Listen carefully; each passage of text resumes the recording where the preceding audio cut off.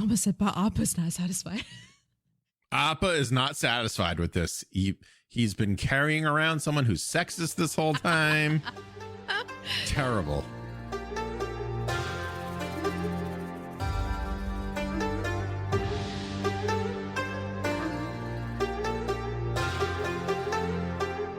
Hello, and welcome back to Avatar, the podcast. We are your hosts, AcornBandit and BoosterGreg. Hello, I'm back. And this week, we'll be talking about Book 1, Chapter 4, The Warriors of Kyoshi, or as we like to call it, Fight Like a Girl. That is right. Yes. We are so excited to jump into today's episode, but as a reminder, we do have an email address and would love to hear from you. If you have any MVP nominees or morals of the episode, we'd love to hear from you at avatarthepodcast@gmail.com. That's right. If you found any Avatar news that we didn't and want to share it with us, that email address is the perfect place to send over those articles and updates. So please do so. All right, jumping right in. The Warriors of Kyoshi. Our episode opens on Zuko meditating in his ship's quarters. 4 candles are lit before him on a bench, and the flames grow larger and smaller with each breath he takes. When his uncle enters the room with news that he says Zuko may not like, Zuko responds with wisdom his uncle taught him. Keeping a level head is a sign of a great leader. Whatever you have to say, I'm sure I can take it. Iroh then tells him that they have no idea where the Avatar is. Comically, Zuko loses his temper and the candle flames roar to the ceiling. So, at least he's learning his lesson. He's like, this is what I should be feeling. And then, doesn't, but, he's aware that, he shouldn't lose his temper. Yeah, he's internalizing the message, even if he can't live it yet, which... I have actually heard psychologists and therapists say that is a real thing. Someone can give advice to another person and not take it themselves. Yeah. Do as I do, not as I... No, do as I say, not as I do. I always mess that up. Exactly. Yeah. Iroh reports that there have been multiple sightings of the Avatar, but that it has been impossible to track him down. The camera zooms in to a map where dotted lines trace a chaotic and random path. Zuko muses that the Avatar must be a master in evasive maneuvering. The scene switches to a different map, this one held by Sokka. Sokka asks Aang if he has any idea where he's going. When Aang replies that the place he's looking for is near water, it's obvious there is nothing intentional about this maneuvering at all. Spoiler, he is not a master. I love it so much. Clearly, this master of movement and deception. Nope. He just can't find the place he's looking for. I also like to think headcanon wise, he's making pit stops along the way where he's because remember the first episode, he goes, I want to do this. I want to do that. I want to do this. I want to do that. So I'm thinking he's flying over and he's lost, but he's also oh, sea turtles. Let's go see them. Yeah, exactly. That is exactly what he's doing. Yeah. Aang attempts to impress Katara with an airbending trick, but Katara is absorbed in the pants she's mending for Sokka. Sokka makes a comment about how girls are better at domestic things like sewing, while guys are better at hunting and fighting, and Katara throws his half-mended pants at her brother's face. He immediately pleads with her to finish because he doesn't know how to sew. I'm just gonna address the Momo in the room. Well, not the Momo. Okay, the Appa in the room. This is not Sokka's finest episode in terms of I don't know, being open-minded or literally being not a giant jackass, to be honest. Not being a sexist. Yeah. Yeah, the show's really building him up for a great fall and a great lesson learned. Yes. Yeah, I feel like we're both going to know what the lesson is to take out of this episode. It's very heavy-handed. But yeah, as soon as this episode, like a lot of these episodes, because it's been so long since I've watched it, I've forgotten. So when he was just women should be sewing and men should be hunting and she's just a girl, I'm pal, come on. But still, yeah, we know it's for a character evolution, but still it's very cringy. I could only stomach this episode 2 watches throughs as opposed to my usual 4. So I just couldn't do it. I know there is something to be said about presenting it that way, where there's like an immediate consequence to him casting judgment like that, because Katara is like, okay, your pants are done, and throws it at him, and he's like, but oh no, wait, I do need your help. Well, I think you do have value. Whenever he's being sexist, so we've only seen him do it a couple times, and this, I believe, will be the end of it. There is, you're right, an immediate consequence. There's an immediate action to that. So, like, I think in the first episode, he got wet and then was insulted. Like, in this one, he doesn't have pants or unripped pants. So, yeah, that is good. Katara must have taken pity on him and fixed his pants, because we don't see any holes for the rest of the episode. So, or he tried to sew it himself. And his top is just covering the really bad sew job. Yes. So the group lands on an island shaped like a crescent moon. Katara insists they should keep flying for a while before making camp, but Aang says they should take a break because Appa is tired. However, it's obvious that he picked this island for a reason and runs excitedly to the shore where, in the distance, a giant koi fish launches itself out of the water. Aang announces that he's going to ride it. Katara and Sokka watch as Aang swims to the elephant koi and surfs on its back. When Aang looks to the shore to see if Katara is impressed with him, as young boys do, he sees her running off into the trees to keep Appa from eating something, and his face falls in disappointment. But, like, I think the thing is, too, there is he thinks that she's just disinterested, and really she's like, you know, Appa's eating something he shouldn't be eating or whatever. So yeah, he thinks she's disinterested, but I love how Katara turns around and is like, Appa, no, don't eat that. I think it's the first time we've actually ever heard like Appa getting into something that he shouldn't. Yeah, he is. He's very much like a dog in that regard, which I obviously appreciate. Yeah. So I feel like I say that about 10 times a day. Rusty, no, don't eat that. And then it's gone. Just then, a shadow creeps up in the water. It pulls the koi out from under Aang and he goes flying, landing right in front of a giant spiked fin. He hastily swims to shore and the group watches as the menacing fin slips under the water. Before they can leave the island, mysterious figures ambush them from the trees. Aang, Katara, and Sokka are blindfolded, restrained, and taken to the island's village. There, they are interrogated by what appears to be the mayor, or the leader, as well as the leader of the mysterious figures, a girl named Suki. Sokka further demonstrates his sexist beliefs when he doesn't believe that the group of women with painted faces, headdresses, and armored kimonos standing in front of him could be responsible for capturing them because they are girls. Sokka, my man.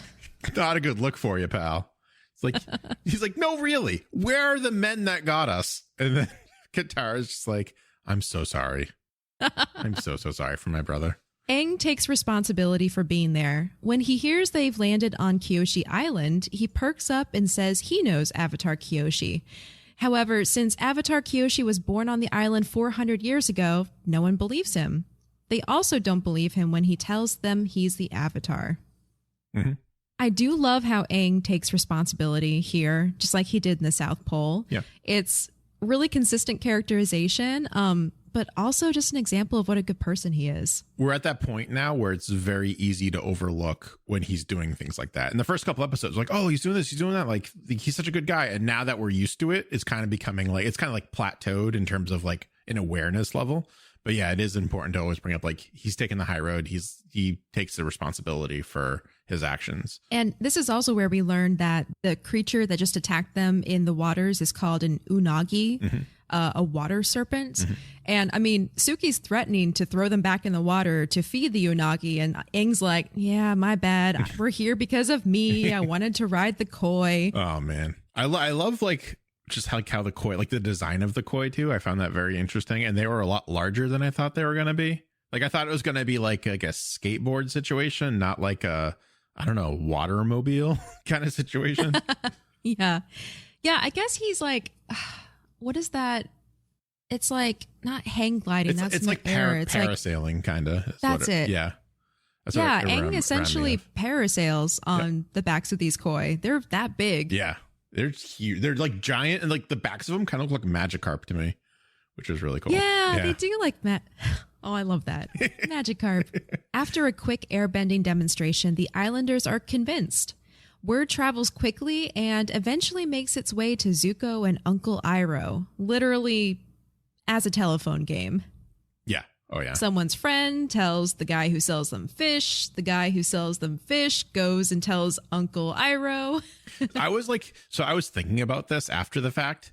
Like in a game of telephone, it would be very easy to figure out who the traitor is that like told the Fire Nation. Yeah. Yeah. Because you literally just say, who did you tell? Who did you tell? Who did you tell? And you follow it. And if like one person is like, I didn't tell anyone, then they're the person. Because it's either they lie to you in either way, or they tell you the truth and be like, yeah, it was me. Also in games of telephone, the facts get distorted and you end up hearing something that was not said in the first place. I wish that had happened. That would be so funny. Like they go to, I don't know, like Lemur Island or something. And then you just see Zuko roll up with his rhinos and his fire soldiers. And it's like, all right, where's the Avatar? And just a bunch just of like a lemurs. bunch of momos. That'd be amazing. Incredible. Zuko orders they go to Kyoshi Island, promising that the Avatar won't escape him this time.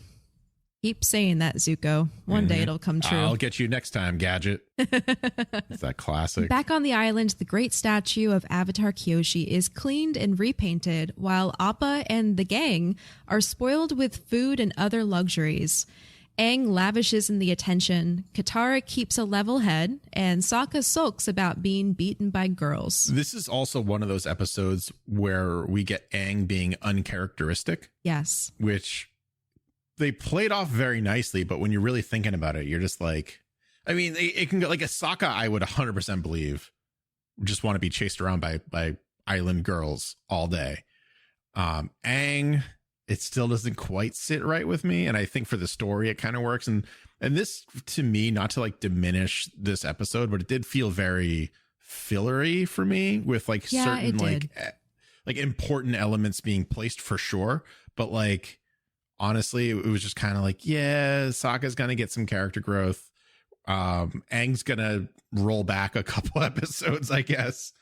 And this is how it's going to go. But like, it was kind of fun. It was very funny. It was very entertaining. It was how Aang kind of like, I don't know, revels in the attention, I guess, for lack of a better, not revels.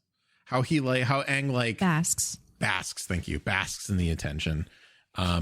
Is very, it reminded me of like Beatles mania, a lot of it, except for instead of having what's that? Beatles mania. You don't remember Well, I mean, I never lived through Beatles mania, but like, remember when the Beatles were big and it was just, it's literally like what happened with Beatles.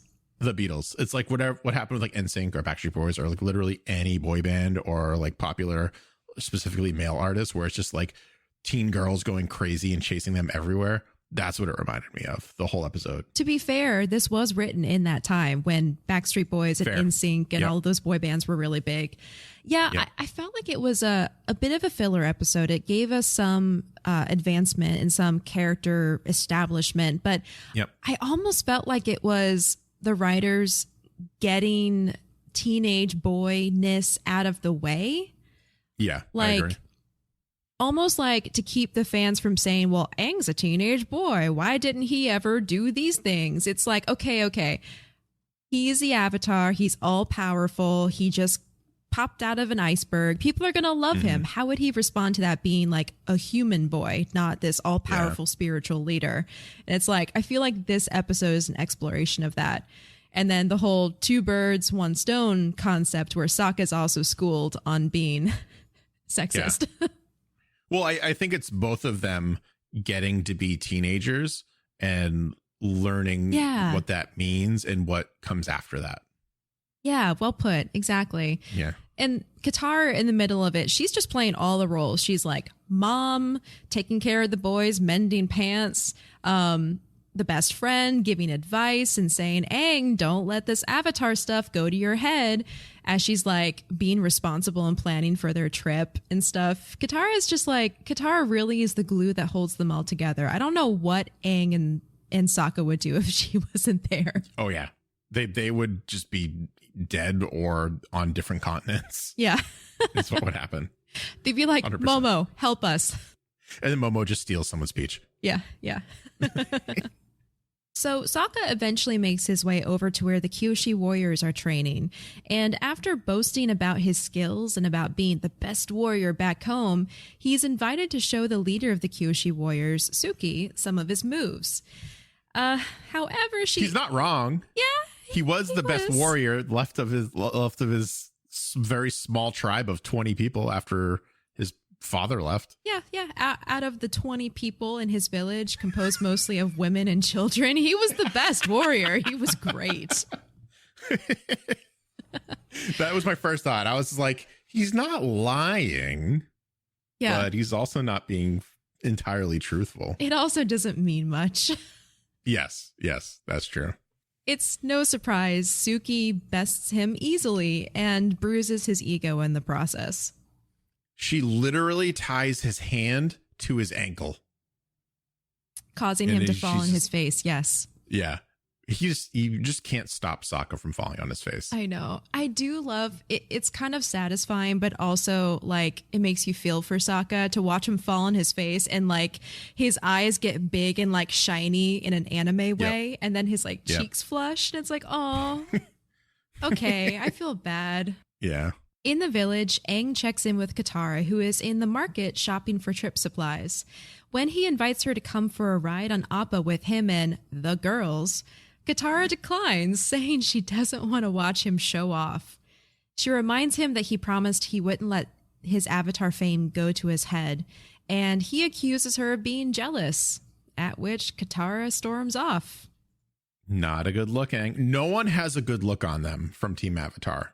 Yeah, I mean, this episode. Even Katara, she's like being responsible and stuff, but she's not being empathetic and not being like emotionally available. So all of them are kind of struggling this episode. Which I think is a good reminder that they are just kids still. Yeah, exactly. After getting showed up by Suki, Sokka spends some more time thinking outside. He returns to the training room, gets on his knees, and tells Suki he would be honored if she taught him. He apologizes for insulting her, saying it was wrong. Suki agrees to make an exception to train an outsider only if he agrees to follow all of their traditions. Quick note here about how important it is to deliver this kind of lesson when you're setting someone up for having these certain characteristics and then showing the consequences, but then also showing like how to address it. It's suck it up, have some humility, recognize that someone else has something that you want, and then ask for help. Yeah, I agree. It does, paint him in like a better light than the first half of the episode. Yeah, definitely. When he did this, I was like, thank God. He's finally being at least a decent person at this point. And also, like, I think Suki too, like it shows a lot of maturity and character on her part to be like, okay. Yeah, even though it's not directly addressed, Suki seems to see something in him and wants to like cultivate that or foster it and not shut it down. So, I mean, the Kyoshi Warriors are an all-girl club, essentially. Mm-hmm. And she says, we don't train outsiders and we don't train males or men. But I'm willing to make an exception if you go along with this in all of our traditions, because I think she sees like this is an opportunity for Sokka to grow. So she's like throwing him a bone and being like, okay, let's see what happens. But you got to play by my rules. Oh, yeah. Also, I ship the hell out of Suki and Sokka. Oh, my God. Me too. Like so much. It's so good. They're so perfect for each other. I'm the kind of person who complains about star-crossed lovers and like in young adult fiction where it's like they're meant to be and it's like electricity and they're like in love even though there's nothing that happened between them. But I feel like even in a 20-minute episode, we were able to establish this connection with Suki and Sokka. So by the end, it's like, okay, I can see how they got here. That's fine. Yeah. Oh, yeah. I mean, like they're both exhibit what they believe to be honor. So like Suki exhibits honor. Sokka exhibits what he believes to be honor based on like half learned lessons from his father before he went off to war, I would assume, or even his mother. And together, like they definitely have that kind of bond, but they also like, I think Sokka's approachability helps him a lot in this regard, where he's a goofball. He knows he's a goofball. He tries to not be a goofball, but at the end of the day, that's all he really is at this point. Yeah. And she finds that, I think, very like interesting, because you have to, I would imagine that a lot of her day is just very strict regimented training. Yeah, no, that's a good point. Yeah. And he's like, he gives her an excuse to be like fun and lighthearted. Yeah. In the midst of all of her responsibility. Yeah, because we don't see her out of uniform at all in this episode. Yeah, exactly. Like, so that leads me to believe that they live in that pretty much. Yeah, I mean, they're essentially the island protector, so she's kind of on duty the whole episode. Yeah. I was going to build off of what you said about how Sokka, a lot of what he learned about honor and what it means to be a man came from his dad, but Sokka's still really young, and his dad left 2 years ago to go to the Earth Nation or the Earth Kingdom. So it actually shows a lot of character for Sokka to admit that he was wrong and ask for help, and not just be like, I'm right. I know what I'm talking about. My dad told me all these things. I know what it means to be a man, and you're just a girl. Well, I think a lot of that came too with his defeat at Zuko. I think he honestly thought in episode 2 that he was going to beat Zuko. Like, he squared up. He's like, I'm going to win this. I think he legitimately thought that was a possibility. And the fact that it's not bruised his ego, but I think also brought a world of, not a world of, but like a different train of thought to how he approaches the world. Yeah, that's a great point, because he went into the fight with Zuko being like, I'm going to do it. And then Zuko disarms him with like his foot in like one move. And then he gets to Suki, a girl who, according to him, doesn't have as much like physical prowess and fighting skills. And yet she does the same thing Zuko did. She ties his hand to his foot and he falls over and he's humiliated. So I love how he's like, okay, maybe it's not them. Maybe it's me. Maybe it's me. Yep. Let's fix this. So Sokka ultimately agrees, but complains that he feels girly once dressed in their traditional garb. Suki says the silk thread of their uniform symbolizes the brave blood that flows through their veins, and the gold insignia represents the honor of a warrior's heart. He should be honored to wear a warrior's uniform. Sokka's confidence is bolstered by this description, but is quickly deflated when a passing Aang compliments him on his quote-unquote dress. I love this. Hey, Sokka, nice dress. And just walks away. Literally, all this confidence that was built gets shattered in one line. Yeah. Which also is Sokka. Yeah, actually, yes. He's very he's very much a work in progress, and he changes moment to moment. But I love how Aang probably meant nothing bad by it whatsoever. He's just like, Sokka, you look different. Hey, I like that. And Sokka is in the middle of this like gender crisis, and he's like, oh no. Yeah. Like, he viewed it as a nice dress nerd. Yeah. And Aang was like, oh, that looks really good on you. Yeah. Sweet Aang. Yeah, but I also love how that doesn't deter him. He doesn't like make him go, okay, never mind, screw this, I'm done. Yeah. No, he sticks with it, and he spends the rest of the day training with Suki, determined to get better, even though Suki tells him, like, pace yourself, even I can't do this all in a day.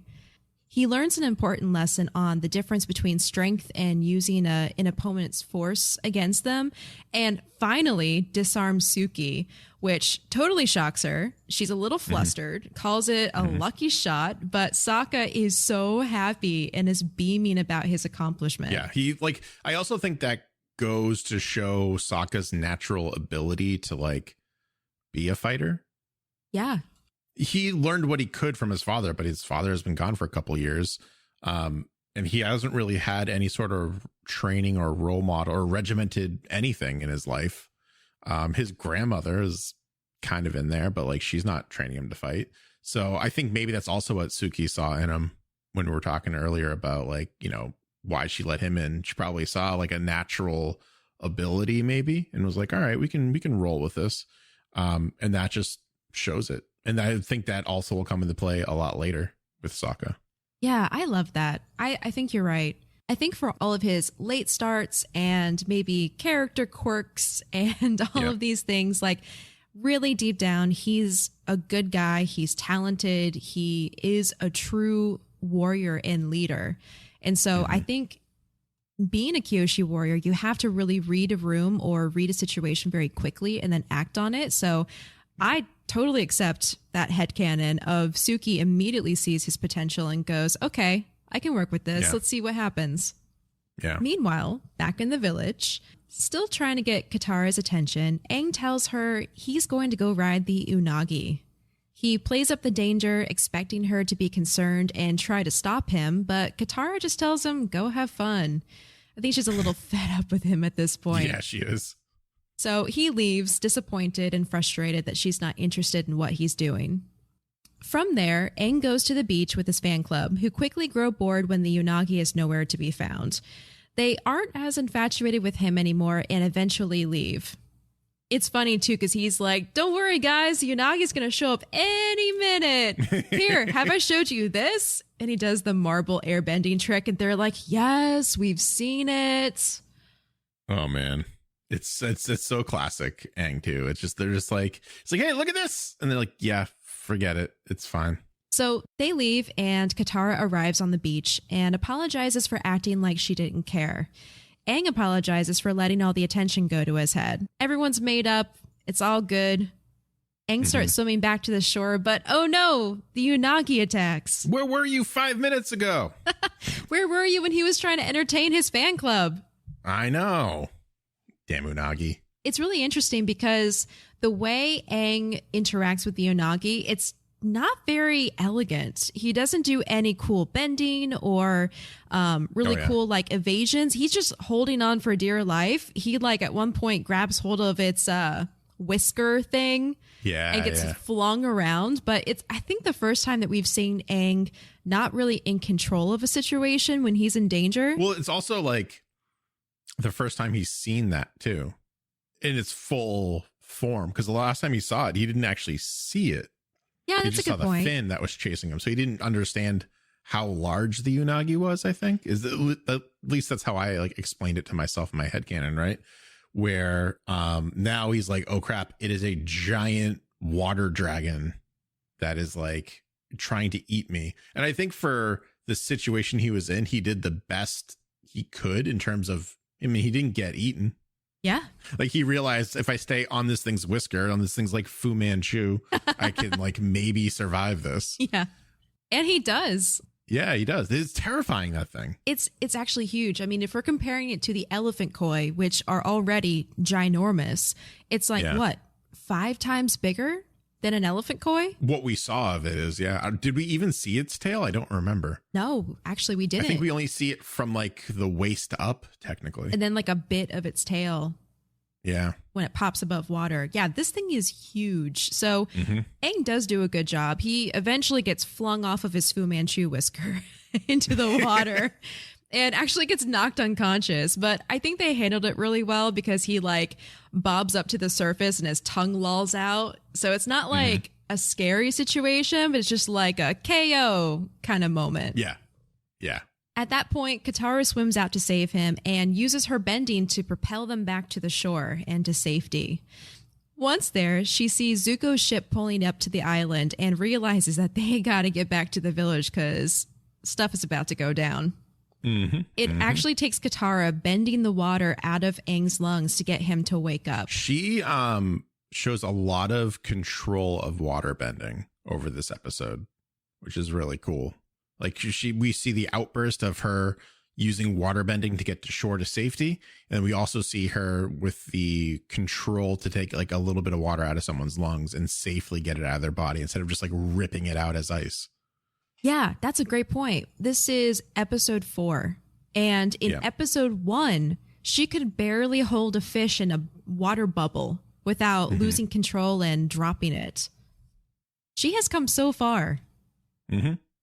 That's also a quality about Katara's character that I like is she's so focused and so determined to get better that we see her in the episodes just like practicing waterbending in any downtime she has. Yeah, that's just her character is she wants to get better. She's determined. She's going to do it by the only way she really knows how, which is practice, which is what you should do. Whereas Sokka is doesn't do that. He wants to be a better warrior, but he never practices being a warrior. He just kind of like lounges around and complains about not having food and like rips his pants and in between scenes and does all this kind of like crazy stuff. And it's a very good dynamic between him and his sister to really show like the differences. Yes, I agree. We cut back to the village where Zuko and the Fire Nation's soldiers have arrived. When the Avatar is nowhere to be found, Zuko orders the soldiers to search the village. The Kyoshi warriors rush to the village's defense and disarm a lot of the Fire Nation soldiers. Aang arrives and fights Zuko, at one point using a pair of Kyoshi fans to blast Zuko into a building. That was so cool. As soon as he got those in his hands, I was like, oh, it's about to go down. Oh, yeah. This is amazing. And he doesn't like it, though. He immediately throws him down in favor of his staff. Yeah, that is interesting. He was like, whoa, for a second, and then throws him down and moves on, which I thought was really interesting. He gives them this weird look, too, as if like he just like a distaste or like a disgust at it. I don't know what it was. Like this weird look. It caught me both times. I was like, ah. And then he's like, this isn't mine. This isn't for me. Yeah. I don't know if it was just like, if it goes again, I wonder if the combination of airbending and those fans go against his training. That could be. In terms of being able to like, I don't know, effectively airbend, or if it's just a familiarity. I can never say that word. I don't know why I try to use it. Familiarity with the staff. Yeah, that's okay. I think we need to table that comment for a later episode because Avatar Kyoshi, who was born and raised on this island, she used fans to enhance her airbending abilities.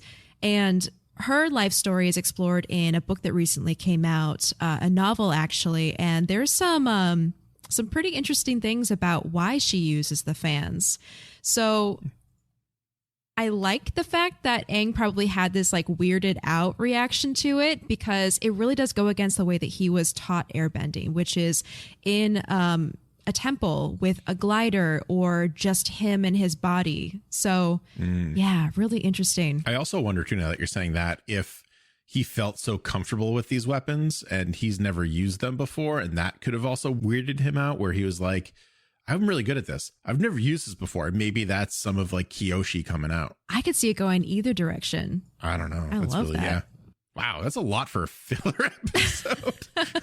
We were like, this is kind of a filler episode. Oh, let's dive into the psyche of Aang and using a different weapon. Yeah. And that's what I love about Avatar, because even in the silly episodes or the filler episodes, there's still some little gems tucked away in them. Yes. Yeah. But yes, Aang does throw the fans on the ground and flees on his glider, saddened to see the village going up in flames. I think he feels especially bad since he got so much attention and so much love from the villagers. I mean, he was their VIP for the whole visit. They spruced up the Avatar Kyoshi statue in his honor. They gave him food. He had a fan club of teenage girls. I mean, he was living the life. And then the Fire Nation comes and burns the whole place down. So he feels bad. Yeah. Yeah, they tried to have a painting of him made that just the guy gave up on. The artist gave up on, as women or girls kept on like going into the frame. I love that part. I do love that they did that little, what's that called? Like a montage? Yeah. I do love that they did that montage showing his adventures on the island and how his fan club was formed. He meets up with Katara and they agree to run away in order to keep everyone else safe, which I'm sure took a lot for him to do. Oh yeah. Well, I mean, it's like a classic, if I run, how am I viewed? Is this really the right thing to do? Because when I'm watching it, I'm always watching it with like that superhero lens on, because that's just like what I like read and watch in my spare time. So it's that classic Superman versus General Zod where they're fighting in Metropolis and he goes, I can't do this because we're going to demolish every single building. Let's fly to like a desert. Or even in Dragon Ball Z, they do. I was going to say it's very Dragon Ball Z too. Yeah. Let's like, and again, like Goku and Aang, very similar characters. Let's like fight. Let's bring this fight elsewhere where people will not get hurt. Yeah. But at the cost of he doesn't know how people are going to view him. And Aang's not very concerned about that, but that's a very big reality of if he runs away, it's at least what I thought. If he runs away, will the people of Kyoshi forgive him? Will they understand? Like, will he inadvertently make an enemy out of these people? Or will his actions, will Zuko even see him fleeing or continue to burn the place down? Yeah. Like, these are all questions that like I was thinking of as this, not argument, but as this option presented itself. Mm-hmm. Yeah, there's a lot of unknowns. And I mean, on Zuko's side, he promised that he would not let the Avatar escape again, which I feel like he shouldn't say when his adversary can fly on a glider. Kind of not in his control. Like, he's saying, like, this will not happen. I control the situation. It's like, you don't though, dude. It's fine. He's an airbender who has a glider and a flying sky bison. What do you got? A rhino and a ship. You got the smallest ship in your fleet, in the Fire Nation fleet. That's what you have. In one of the most satisfying scenes of the episode, Sokka and Suki say a hasty goodbye behind a building. They got off on the wrong foot, spent their time on the island training, and now have to say goodbye. Sokka again apologizes for treating her like a girl instead of a warrior, and she, classic line, tells him she's both a warrior and a girl and gives him a kiss goodbye on the cheek. Yes. I'm so happy about that kiss on the cheek. Me too. It was so sweet. I also like how it was kind of a statement for both characters too, where Sokka learned his lesson and accepted that he doesn't know everything and that value and lessons can come from other people in life, no matter their origin or gender.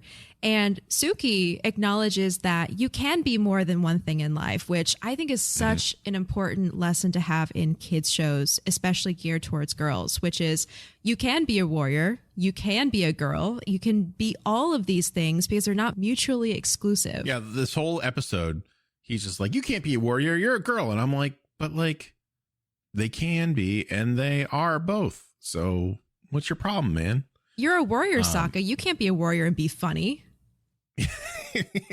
And yet here we are. The gang flies away on Appa, but Aang is not satisfied. He dives back into the waters below and finds the Unagi. Riding it, he gets the water serpent to blast the village with its water breath and put out all the fires burning there. He hops back on Appa and tells Katara that he knows what he did was dangerous. This time, she agrees, but she hugs him. I just want to point this out. You're not going to like that I'm pointing this out. Okay. So this is a little peek behind the curtain. The gang is misspelled with an extra A, but I like it. But I'm going to call Team Avatar the gang from now on because it's a gang of Aang's friends. Yeah, exactly. That's actually intentional. I don't know where I saw it. I don't even think it was spelled this way, but I adopted it to be like gang and Aang smushed together. Wait, was that not a typo? No, that was intentional. Okay. I was like, I like that. Yeah. That's what they're going to be referred to. I got sick of writing in the notes like Aang, Katara, Sokka. Team Avatar works too. Yeah. Or the gang. Yeah, no. Gang. That's what we're doing from now on. I love it. Cool. Yeah. All right. Back to, I got so obsessed with that word. I should probably comment on what the rest of the paragraph says. I like that the Unagi at the end of this all is seen as more of a protector than like a monster, because we've seen it as a monster trying to eat Aang, like literally destroy Aang, but like it gives it like a sense of purpose, and also why it feels like the villagers of Kyoshi are not too concerned with it. Right. Yeah. I feel like that's kind of buried there is this lesson of we don't have to be afraid of the monsters in our life. In some ways, we can use our monsters to grow stronger. Ooh, I like that. The monsters to grow stronger. Also, it shows that Aang is just a very quick learn. He rides that thing one more time and then can drive it to put out the fires with its water breath. Yeah, that was such a like a slick move too. Like he just does this, and like it's very. I know the writers wouldn't allow it, but I was thinking like it's very convenient that Appa didn't accidentally get swallowed by the Unagi, because like very easily could have happened. But I think it's a lot of like the protector of the Unagi, and it's like, oh no, like I see that, you know, my village essentially is under attack. So sure, I'll let this 12-year-old child jump on me and direct me to help them. I like that personification of how like the Unagi's like allowing it to happen because he's like, oh, I didn't see that. Thanks, 12-year-old boy who's pulling on my Fu Manchu mustache. So with that, our episode comes to a close. We've learned new lessons. We've made new friends, and we're off to the next adventure. And with that brings us to what we learned. The moral of the episode. What was your takeaway from this episode? You know, we've already covered it, but I like the idea of having a really deep, meaningful moral of the episode for a filler episode. So I'm going to say sometimes you can use your monsters to make you stronger. Ooh, I was just going to go vague with it. I was going to say, you know what? Sometimes there's sustenance in filler. Do you feel sustained after that episode, Greg? Yes. I feel like I can like Sokka again and have it be okay. Yeah. Yeah. I guess like a more serious moral, I think, is don't be afraid to venture out of your comfort zone. I think the majority of the characters were able to do that in this episode. Mm-hmm. Suki was able to kind of step aside from traditions and let Sokka train with them. Sokka kind of took a backseat to himself getting in his own way and was able to learn not only new fighting techniques, but, you know, get a big learn out of a situation where like, hey, women are people too. So that was really good. Always good. Aang learned that he immediately turns into a jerk if he gets any sort of like notoriety. Also, he did learn that he can ride an Unagi. All right, let's go to the next part. MVP. Who is your MVP? I can tell you who's not my MVP in this episode. Sokka. It's definitely not Sokka. I don't know who. I guess mine would be the Unagi. Oh my gosh, really? I don't know. I mean, I didn't really like. Actually, no. Mine is Suki. If I'm really like being honest with myself. Okay. I think she showed the most maturity. She definitely like helped protect her village from the Fire Nation as best as she could. There's nothing I can say that like is negative about her. Yeah, I would agree. I think my MVP is also Suki. I think she's the best choice this episode, but really for all the reasons that we talked about throughout the episode, which is her strength, her resilience, her acceptance, compassion, being able to thoughtfully part with tradition when it's for the greater good, all of those things. That was a really fun discussion, and we hope you enjoyed it too. It was. That's all the time we have today for this episode of Avatar, the podcast. But please join the discussion. Email us at avatarthepodcast@gmail.com. We'd love to hear your MVPs or moral of the episode or anything you want to share with us. Yeah, let us know. Coming up, can Team Avatar rock and roll?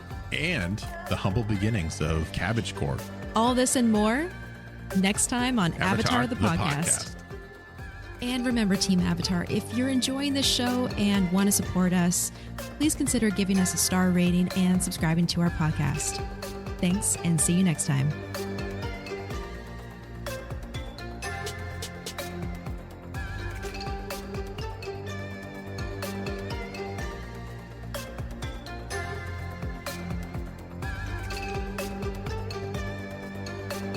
Avatar, the podcast, is a proud part of the Geek Generation Network.